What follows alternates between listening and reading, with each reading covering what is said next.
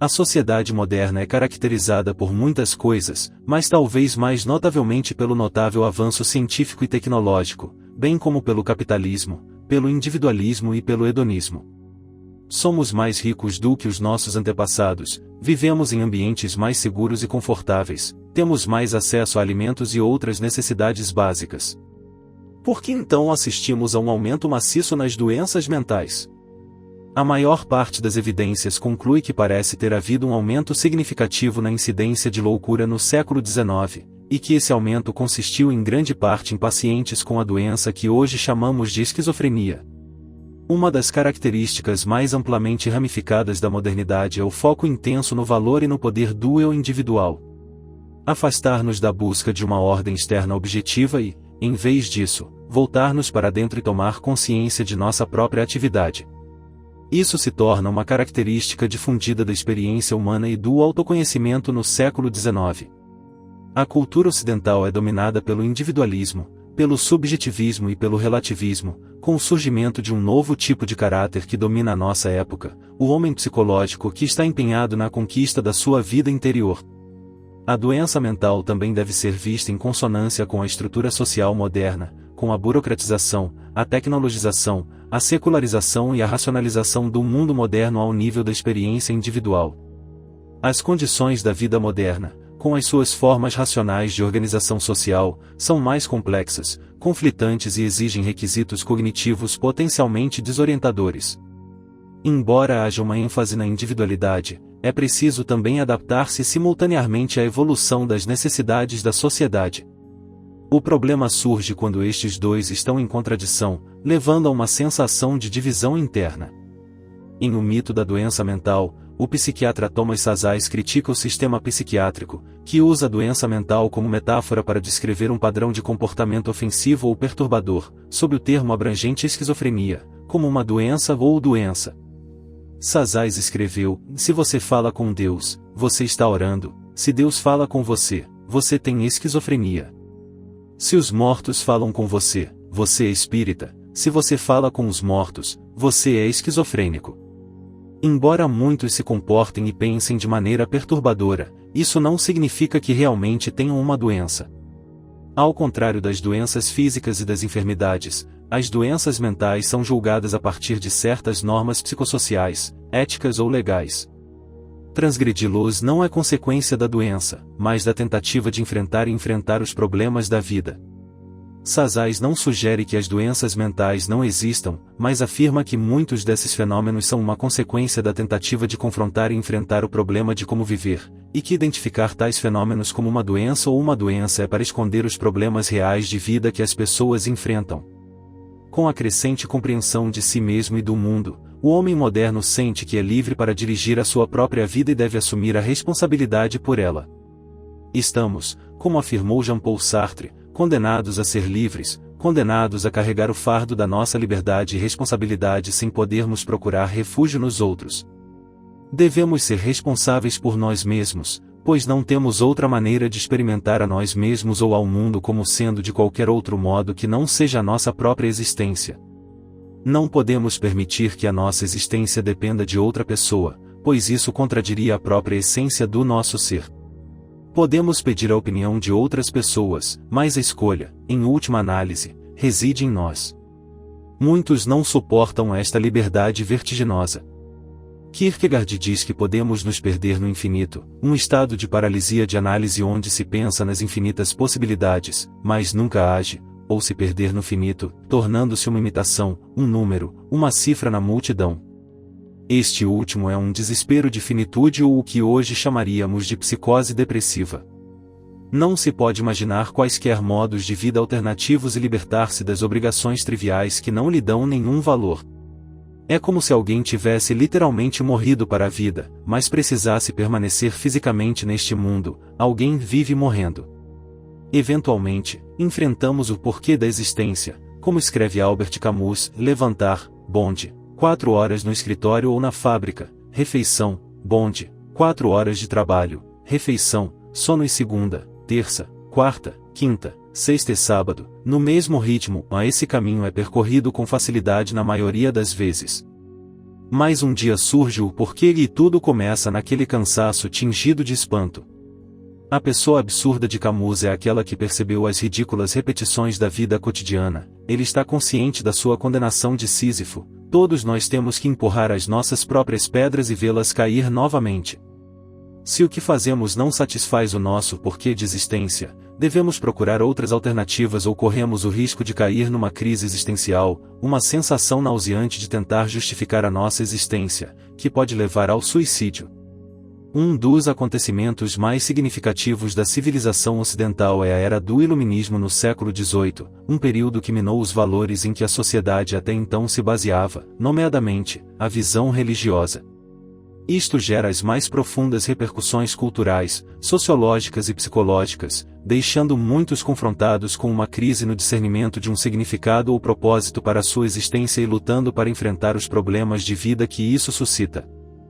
Embora anteriormente tivéssemos respostas prontas para o problema de como a vida deveria ser vivida e qual era o seu significado e propósito gerais, já que a fé na existência de Deus nos deu a garantia de que estamos participando de um projeto divino, agora estamos lentamente experimentando as consequências do que Nietzsche proclamou como a morte de Deus, cujas consequências completas escapariam a muitas pessoas. Como ele deixou claro, este tremendo evento ainda está a caminho, ainda vagando. Ainda não chegou aos ouvidos dos homens. Este feito ainda está mais distante deles do que as estrelas mais distantes, e ainda assim eles próprios o fizeram. Esta constatação obriga-nos a enfrentar a terrível questão: a existência tem algum significado? A era moderna é caracterizada por uma sensação de desorientação de não saber o que fazer da vida. Uma figura notável que tentou responder a esta crise existencial e às manifestações psicológicas de falta de sentido é Viktor Frankl. Fomos deixados num vácuo existencial, a crise de significado e a neurose em massa dos tempos modernos é o grito inédito por significado. Frankl acredita que esta é a causa de grande parte do aumento das doenças mentais na modernidade, é a luta para enfrentar o vácuo existencial. Ele escreve: fenômenos tão generalizados como a depressão, a agressão e o vício não são compreensíveis a menos que reconheçamos o vácuo existencial subjacente a eles. A resposta terapêutica de Frankl àqueles que vivenciam tais fenômenos é reorientar a pessoa para o significado ou propósito de sua existência. Confrontar a questão do significado da sua existência, explorar a questão e, em última análise, fornecer-lhe uma resposta positiva. Encontrar um significado para a vida de alguém não deve ser entendido como uma curiosidade ociosa ou acadêmica que alguém desenvolve quando necessidades mais fundamentais são atendidas. Disse que o esforço para procurar e possuir um significado ou propósito para a vida de alguém é o principal força motivacional no homem. Sem sentido, todas as lutas, esforços e projetos da vida tornam-se, em última análise, fúteis. Frankl acredita que esse sentimento de futilidade é o que caracteriza o vício, a agressão e a depressão. Não há nada no mundo que possa ajudar tão eficazmente alguém a sobreviver mesmo nas piores condições como o conhecimento de que há um sentido na vida de alguém. Frankl conclui, em uma palavra: cada homem é questionado pela vida, e ele só pode responder pela vida respondendo pela sua própria vida. A vida ele só pode responder sendo responsável. O homem moderno precisa desesperadamente da jornada do herói. Em O Homem e Seus Símbolos, o psicólogo junguiano Joseph Henderson descreve a importância do mito do herói como um padrão universal em todo o mundo. O herói desce às trevas para matar um dragão, resgatar uma donzela em perigo e recolher o tesouro. A fraqueza inicial do herói é compensada pelo aparecimento de guardiões fortes que lhe permitem realizar tarefas que ele não consegue realizar sem ajuda. O seu papel é o desenvolvimento dos pontos fortes e fracos, de uma forma que o prepare para as árduas tarefas que a vida lhe confronta. Isto pode estar relacionado com a dependência dos pais. Somente quando alguém se torna independente e enfrenta o mundo por si mesmo é que o indivíduo passa no teste inicial e pode entrar na fase madura da vida. Em Memórias, Sonhos, Reflexões, a pesquisa de Carl Jung levou à questão candente: o que realmente acontece dentro dos doentes mentais? Ele escreve: na minha opinião, a terapia só começa realmente após a investigação dessa história totalmente pessoal. É o segredo do paciente, a rocha contra a qual ele está despedaçado. Se conheço a sua história secreta, tenho a chave do tratamento. Na maioria dos casos a exploração do material consciente é insuficiente. Na terapia o problema é sempre a pessoa como um todo, nunca apenas o sintoma. Devemos fazer perguntas que desafiem toda a personalidade. Jung tratou muitos pacientes esquizofrênicos, considerados uma causa perdida. O paradoxo da esquizofrenia é que existe tanto uma dissolução do eu no mundo, mas também uma dissolução do mundo no eu, castigo eterno, mas onipotência divina. O paciente duvida que seja realmente ele quem está pensando, a realidade poderia muito bem ser uma série de ilusões produzidas nele por cientistas do mal. É a forma mais profunda de autocontradição ser Deus e um verme. Jung, entretanto, descobriu que muitas pessoas que foram diagnosticadas com esquizofrenia, na verdade, sofriam de depressão comum como resultado de traumas e experiências de vida difíceis que haviam sido reprimidas. Ele conta a história de uma menina de 18 anos que foi abusada aos 15 anos. Ela se isolou e se escondeu das pessoas. Ela foi levada para um hospital psiquiátrico e permaneceu em estado catatônico. Ao longo de muitas semanas, Jung gradualmente a convenceu a falar. Depois de superar muitas resistências, ela contou a Jung que vivia na Lua. Ela disse que não gostava deste mundo e que a Lua era linda e a vida ali era rica em significado. Ele escreve, como resultado do incesto a que foi submetida quando menina, ela se sentiu humilhada aos olhos do mundo, mas elevada no reino da fantasia. A consequência foi a completa alienação do mundo, um estado de psicose. Ela se tornou extramundana, por assim dizer, e perdeu contato com a humanidade. Ela mergulhou em distâncias cósmicas, no espaço sideral, onde se encontrou com o demônio alado. Ao me contar sua história, ela de certa forma traiu o demônio e se uniu a um ser humano terreno. Depois disso, considerei os sofrimentos dos doentes mentais em uma luz diferente. Pois eu obtive uma visão sobre a riqueza e a importância das experiências internas. Em seu livro Tribo, Sebastian Junger argumenta que ao longo da história, os humanos tiveram um forte instinto de pertencer a pequenos grupos ou tribos. Essas tribos deram às pessoas um propósito e uma compreensão da vida. No entanto, esta ligação tribal foi obliterada na sociedade moderna. Durante as guerras com as tribos indígenas, muitos colonos europeus foram feitos prisioneiros e mantidos dentro das tribos. Depois de terem tido a oportunidade de escapar e regressar à sua sociedade moderna, muitos recusaram-se a fazê-lo, preferindo a sociedade primitiva moderna. Pelo contrário, nenhum membro da tribo queria fugir para a sociedade moderna. Evoluímos geneticamente para viver em um grupo interdependente para sobreviver. E isso cria igualdade, pois todos desempenham um papel necessário na tribo. Trabalham 12 horas por semana para sobreviver, em contraste com a média de 40 horas por semana exigida por muitas sociedades ocidentalizadas. As tribos colaboram para a sobrevivência, todos os dias vão caçar e coletar e à noite voltam para compartilhar a comida. Muitas vezes as pessoas acreditam que a vida moderna, com toda a sua tecnologia eficiente, permitiu mais tempo de lazer. No entanto, exatamente o oposto é verdadeiro. A vida moderna é caracterizada por um ciclo desesperado de trabalho, obrigações financeiras e mais trabalho, sacrificando a liberdade pessoal. Poderíamos argumentar, no entanto, que a modernidade permitiu um sentimento de independência que o homem primitivo nunca poderia ter alcançado, levando a um sentimento de liberdade, mas também pode levar a um sentimento de alienação e depressão. Ainda não estamos geneticamente adaptados ao nosso ambiente, as enormes mudanças da agricultura e da revolução industrial mal começaram a afetar o nosso patrimônio genético. Por outras palavras, embora vivamos em sociedades mais complexas, ainda estamos programados para sermos caçadores-recolectores. Hoje, podemos estar rodeados por um grupo de pessoas e ainda assim nos sentirmos completamente sozinhos. Isso não é algo que experimentamos até recentemente. Estamos programados para pertencer a um grupo onde nos sentimos valorizados pelas nossas contribuições para ele, e sem um grupo, muitos caem numa sensação de falta de sentido. O sociólogo Emile Durkheim notou pela primeira vez os efeitos positivos da guerra na saúde mental.